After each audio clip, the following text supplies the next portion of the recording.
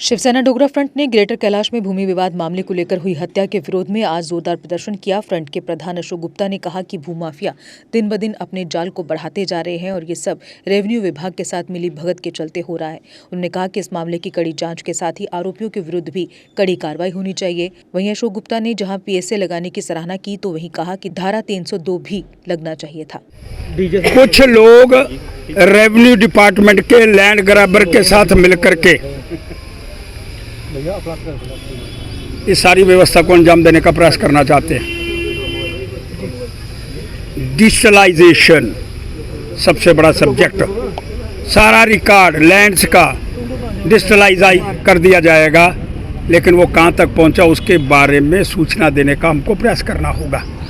एक आत्मा हमारे में से कल परसों चली गई, जिम्मेवार कौन है?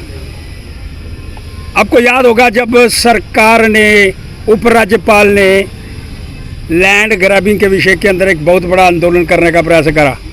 एक फोटो के अंदर ऐसा गोल सा एक चेहरा जिसने सर पे कुछ बांधा हुआ था, वही बंदा जब ये वाला कांड हुआ वह भी वही था। मैं पूछने का प्रयास करना चाहता हूँ कि रेवेन्यू रिकॉर्ड के अंदर किस तरह से बदलाव हो जाता है। भाई मेरी ज़मीन आपकी कैसे हो जाती है, उसकी ज़मीन उसकी कैसे हो जाती है? कौन लोग है रेवेन्यू डिपार्टमेंट के अंदर? कौन काली मछली है? और जब उपराज्यपाल, इलेक्शन कमिश्नर पोले, आज उनकी सारी जिम्मेवारी है। और इस तरह से ये घिनौना कांड आज भी चल रहा है। और पब्लिक सेफ्टी एक्ट बड़ा अच्छा कदम, लेकिन 302 वो भी तो लगनी चाहिए। व्यक्ति चला गया, एक परिवार सूना हो गया, परिवार के अंदर व्यक्ति नहीं रहा, उसकी भरपाई कौन करने का प्रयास करेगा? लेकिन आज उसकी आत्मा को शांति मिल पाए, वैसा एक प्रयास। लेकिन एक शब्द बड़ा घिनौना, ये मिली भगत मिल करके लैंड को किस तरह से ग्रैब करना और किस तरह से रिकॉर्ड को उसको बदलना, ये एक अहम मुद्दा बन गया है। डिजिटलाइजेशन के विषय के अंदर जल्द से जल्द अपने तथ्यों को बाहर निकालना चाहिए। और ऐसे लोग, मैं फिर कहता हूँ, माननीय उपराज्यपाल जी फिर से शुरू करो, ऊपर से करना, ओ पीछे से जितने बड़े बड़े हैं ना मगरमच्छ, वो मगरमच्छ जो हैं उनके नाम सामने आए और उनको पकड़ने का प्रयास किया जाए। अशोक जी, सेक्टर के अंदर बैठे अधिकारियों के नाम आ रहे हैं, कुछ पूर्व पुलिस अधिकारियों के नाम आ रहे हैं, तो क्या लगता है उन पर भी 302 की जो बात कर रहे हैं, जिनकी मिली भगत की हो, चाहे वो रेवेन्यू ऑफिशियल्स हों, चाहे वो अधिकारी जिन्होंने एक जमीन को 4 जगह बेचा हुआ है, उन पर भी एफआईआर लगनी चाहिए। एक जमीन 4 जगह नहीं, एक जमीन 11 जगह बिकी है, वो भी तथ्य बाहर ला रहा हूँ।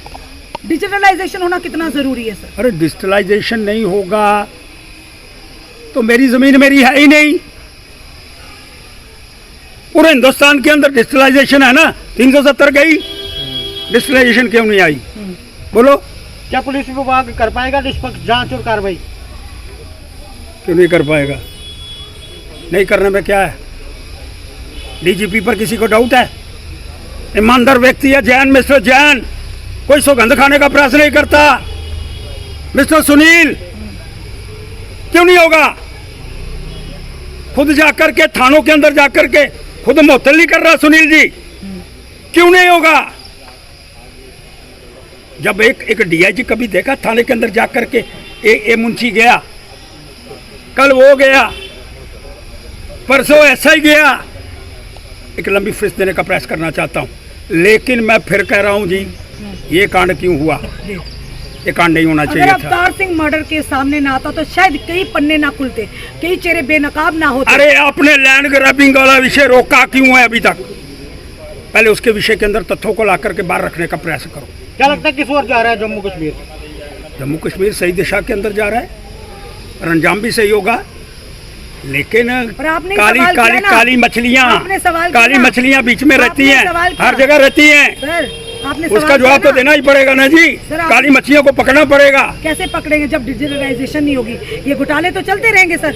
अगर जम्मू कश्मीर के, मैं आपकी इंफॉर्मेशन के लिए बता रहा हूँ कल मैंने कांटेक्ट करा एक बहुत बड़े अधिकारी से, 75% डिजिटलाइजेशन हो गई है, 25% रह गई है, लेकिन उसको करने के अंदर सामर्थ्य लोग हलवा मांडा को विघन डालने का प्रयास करना चाहते हैं। और मैं समझता हूँ हलवा मांडा डालने वाले, जो विघन डालने वाले हैं, उनके खिलाफ सख्त कार्रवाई होगी, ऐसी भी मुझे उम्मीद है। और नहीं होगी तो चुनाव जाने तो धरना दूंगा। साई ओम पावर सिस्टम लाए हैं एक्साइड नियो ई रिक्शा अब नए रूप व स्टाइल में, वो भी पहले से अधिक दमदार।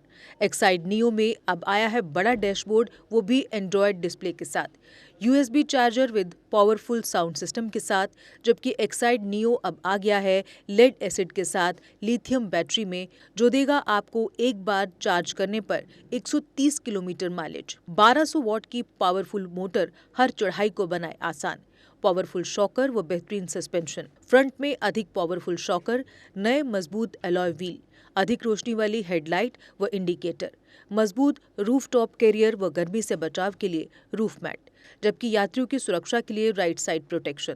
वहीं यात्रियों के साथ सामान ढोने के लिए एक्साइड नियो बन जाएगा पहले से बड़ा, चढ़ाई चढ़ने के लिए हैवी गियर व अधिक पकड़ वाली हैंड ब्रेक, यानी एक्साइड नियो ई रिक्शा अब नई लुक के साथ आया है नए फीचर्स में। इस वीडियो को देखकर आने वालों को मिलेगा 5100 रुपए का कैश डिस्काउंट। तो देर किस बात की, आज ही आएं और ले जाएं अपना नया एक्साइड नियो ई रिक्शा। हमारा पता है Sai Om power system, last matador stand, Anand Nagar, Bohri, Jammu. Phone number 0191 255 4360 255 4359। Jammu Kashmir की खबरों के लिए जुड़े रहिए JK अपडेट के साथ।